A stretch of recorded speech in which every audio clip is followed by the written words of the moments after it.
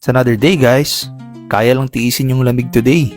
Malapit na akong umuwi kaya tara, gusto kong puntahan yung childhood school ko. Pero bago yun, nagpasama muna mamalengke si Lola. Ang cute magdadala siya ng tarak-tarak. Alam mo talagang probinsya kapag malapit lang yung talipapa.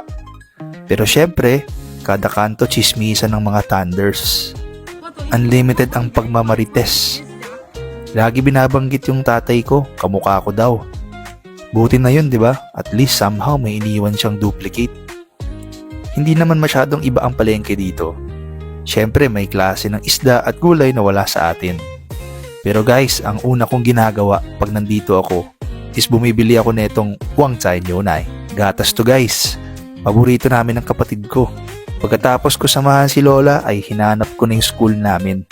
Pakita ko sa inyo yung nilalakbay namin araw-araw papuntang paaralan.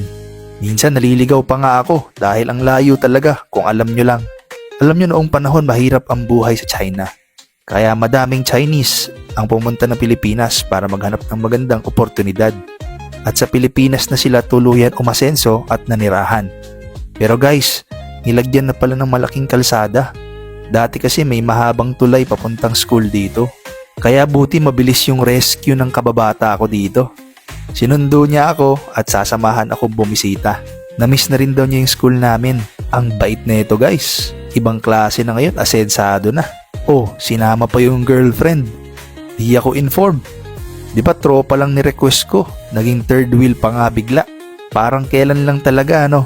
Ang bilis ng panahon guys. Natatawa talaga kami. Pag naalala namin, nagsuntukan kami nung bata pa kami. Panalo ata siya nun guys pero pinagbigyan ko lang. It's my second week na pala dito at feeling ko if I stay for 3 more months, magigets ko ng mga pasikot-sikot dito. From leisures to business-related activities. Alam nyo, nahati yung pananaw ko sa buhay mula nung bata ako. Dahil may contrast ng dalawang cultures, may tama sa atin na mali dito, may mali dito na tama sa atin. The way of living, the belief systems, and traditions. It has shaped my own perspective in life. I'm considered a Chinoy because I grew up in the Philippines. Dugong Chinese ako, pero Pilipinas ang kinalakihan ko. Not to mention guys, may malaking kaibahan pa din ang mindset ng Chinoy sa Pinas at mga Chinese from mainland China. Yes, malaki po ang pinagkaiba. Anyway, yun lang guys. Tomorrow ay Qingming Festival or Tomb Sweeping Day. Parang All Souls Day or All Saints Day sa atin, where they visit and honor their ancestors. So guys, see you on the next one.